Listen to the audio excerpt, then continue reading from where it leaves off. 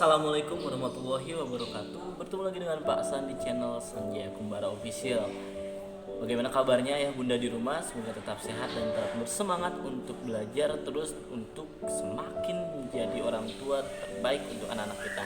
Di sini Pak San akan menjelaskan kembali terkait dengan salah satu materi parenting, yaitu apa sih perbedaannya disiplin positif dan juga memanjakan.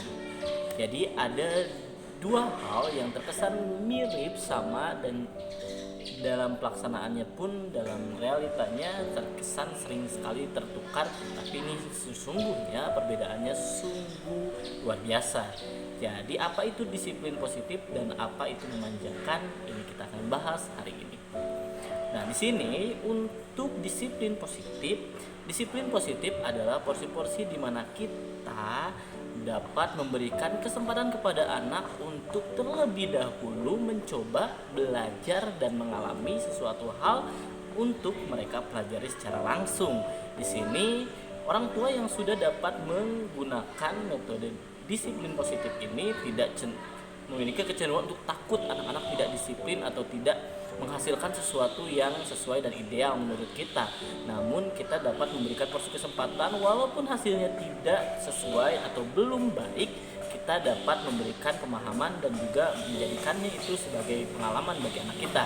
Dari itu, disiplin positif adalah mengulur waktu untuk kita tidak memberikan bantuan atau memberikan suatu porsi kekuasaan pada suatu pekerjaan yang sedang dilakukan oleh anak.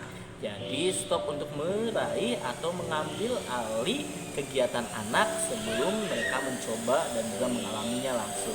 Itu adalah salah satu kunci dari disiplin positif. Lalu seperti apa sih kalau memanjakan? Memanjakan adalah kategorinya terkait dengan kesabaran. Tingkat kesabaran orang tua dalam mendidik anak adalah yang paling berpengaruh terhadap konsep kesabaran juga dalam didik anak-anak, terutama dalam konsep manja atau memanjakan. Memanjakan adalah suatu pola di mana orang tua mengambil alih lebih awal segala kegiatan dan juga apa yang akan dikerjakan anak di hadapannya. Contoh, saat anak-anak mengikat sepatu, kita langsung mengambil alih itu dan menyatakan bahwa kamu masih kecil dan kamu belum bisa untuk mengikat sepatumu, biar ibu atau ayah yang mengikatnya. Lalu ada hal-hal yang baru terkait dengan membuka pintu atau menekan, contoh juga menekan lip biasanya ya, atau saat anak-anak ingin mencoba hal-hal baru, mereka biasanya akan meminta atau mengulurkan tangannya untuk melakukannya. Jika itu aman, sebenarnya ini masuk ke ranah dalam disiplin positif.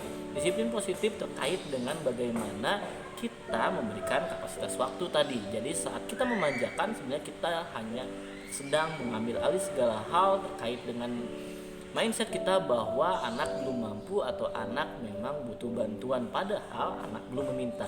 Jadi di sini disiplin positif adalah memberikan kesempatan sampai anak meminta bantuan.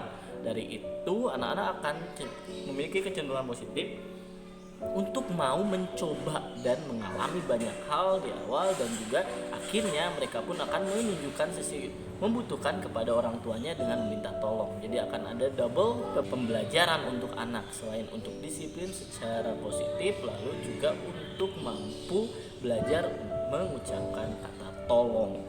Nah, di sini ayah bunda di rumah, disiplin positif sangat terkait dengan bagaimana kita tidak menjadi orang tua sumbu pendek.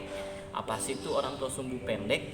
Ya, orang tua sumbu pendek adalah orang tua yang mudah sekali terbakar ketika mendapatkan atau menyaksikan sesuatu hal yang menurut kita tidak sesuai di depan kita. Contoh, ketika anak sedang melakukan suatu kegiatan dan kita rasa itu tidak lurus atau itu tidak di posisinya atau itu kurang tepat posisinya dan lain-lain, atau tidak sesuai warnanya dan lain-lain, kita biasanya langsung akan memberikan penjelasan dan juga kita akan mengambil alih konsep. Di sana justru kita sedang membuat anak kita nantinya akan menjadi manja, karena dari situ anak-anak akan kehilangan kepercayaan diri untuk melakukan segala hal itu sendiri.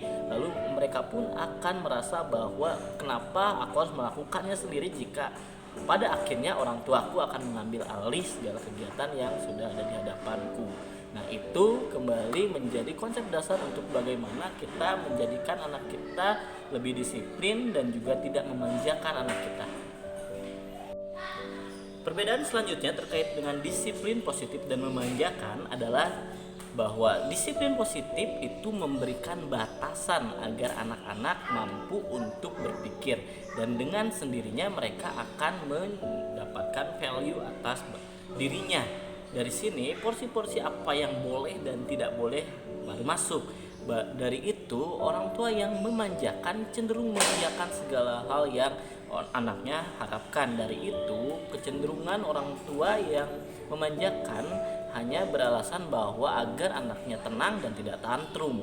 Jadi ketenangan dan ketidaktantruman itu yang menjadikan alasan untuk mengiyakan segala hal. Justru itu adalah bom waktu untuk orang tua pada akhirnya akan mendapatkan anak yang manja dan super manja jika kita terus-menerus memberikan pemahaman bahwa apa yang dia inginkan jika tidak sesuai dia bisa merengek atau meminta dengan menangis atau tantrum agar diiyakan. Selanjutnya, perbedaan yang paling jelas terkait dengan tanggung jawab. Disiplin positif membuat anak teralihkan porsi-porsi keinginannya dengan rasa tanggung jawabnya. Contoh, saat mereka ingin memainkan mainannya dan kita berikan disiplin positif untuk merapikannya kembali, dalam satu sisi mereka akan meluluskan keinginannya atau mengiyakan apa yang mereka inginkan dan kita mengizinkannya. Satu sisi pun mereka akan belajar untuk bertanggung jawab ketika setelah mendapatkan apa yang mereka inginkan. Tapi memanjakan kecenderungannya adalah selalu mengiyakan apa yang mereka mau dan tidak memberikan penekanan kepada tanggung jawab setelahnya. Dari itu disiplin positif harus berbanding antara hak dan kewajiban. Selanjutnya, disiplin positif memberikan pemahaman anak untuk hidup mandiri dalam konsep bahwa memang kita akan dibantu atau memiliki kehidupan yang selalu bergantung pada orang lain, tapi dalam konsep diri anak akan juga terkonsep saat kita memberikan pemahaman disiplin pada potensinya, kita akan memberikan juga porsi-porsi pengetahuan kepada mereka bahwa ternyata kita dapat melakukan apapun sendiri di saat kita mau untuk berusaha. Bedanya saat kita tidak memberikan pemahaman ini justru akan terkesan malah menjadi memanjakan. Contoh bahwa kita selalu memberikan porsi bahwa ibu ada, ayah ada, kakak ada, kamu tinggal minta tolong di awal.